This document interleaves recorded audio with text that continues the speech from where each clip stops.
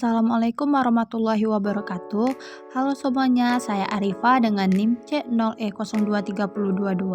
Di sini saya akan membahas mengenai dasar perhitungan pajak, depresiasi, dan amortisasi. Adapun latar belakangnya, menurut Undang-Undang Pajak Penghasilan, penyusutan atau depresiasi merupakan konsep alokasi harga perolehan harga tetap berwujud, sedangkan amortisasi merupakan konsep alokasi harga perolehan harga tetap tidak berwujud dan harga perolehan harta sumber alam. Jadi Undang-Undang PPH pengertian amortisasi mencakup juga pengertian depresi seperti yang dikenal dalam dunia akuntansi keuangan. Masalah penyusutan menjadi penting karena secara langsung menyangkut bidang investasi maupun sektor industri manufacturing atau manufaktur sektor industri yang sangat berpengaruh dalam penentuan laba perusahaan. Suatu perusahaan tertentu pada dasarnya selalu berusaha untuk mencapai tujuan didirikannya perusahaan tersebut.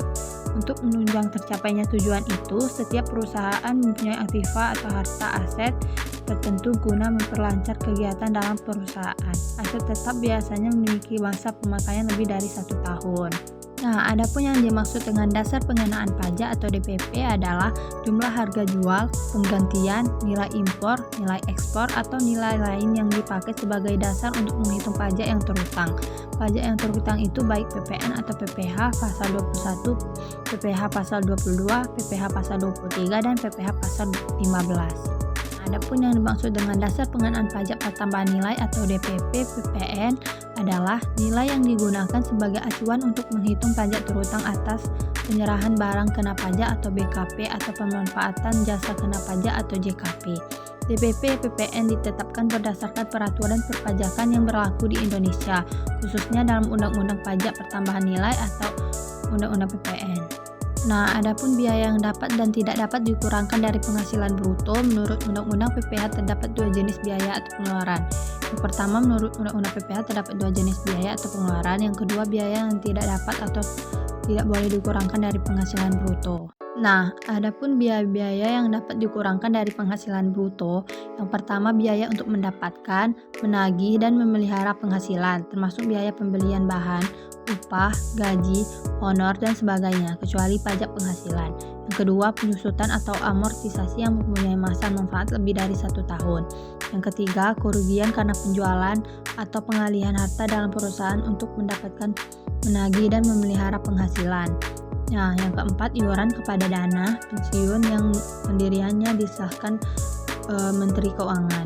Nah, adapun biaya-biaya yang tidak boleh dikurangkan dari penghasilan bruto, yang pertama pembagian laba dalam bentuk apapun. Yang kedua, pembentukan atau pemumpukan dana cadangan kecuali yang ditetapkan Menteri Keuangan.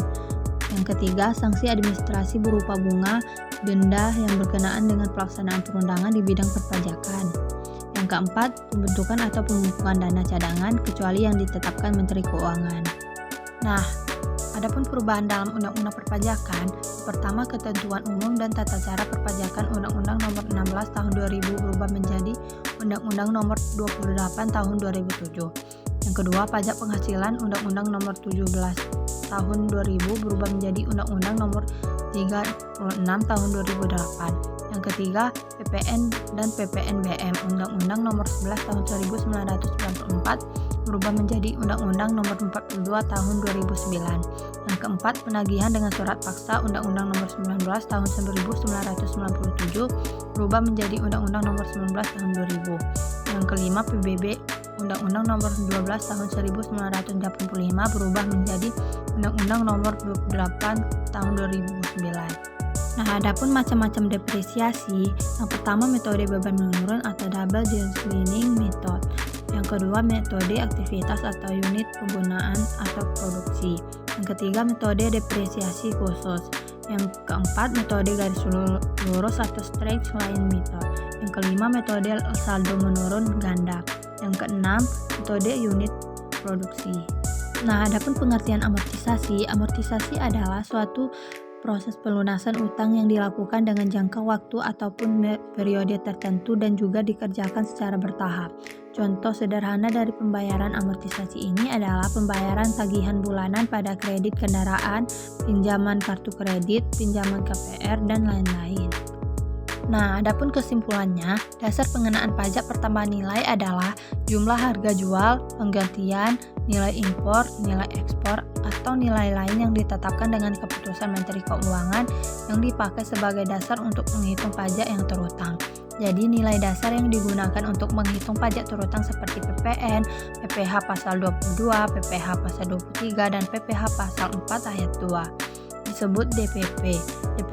Depresiasi atau penyusutan adalah suatu akumulasi biaya yang dialokasikan untuk aset tetap selama suatu periode tertentu. Depresiasi atau penyusutan dapat diartikan sebagai suatu hal yang dapat mengubah biaya asli dari aset tetap atau fixed asset.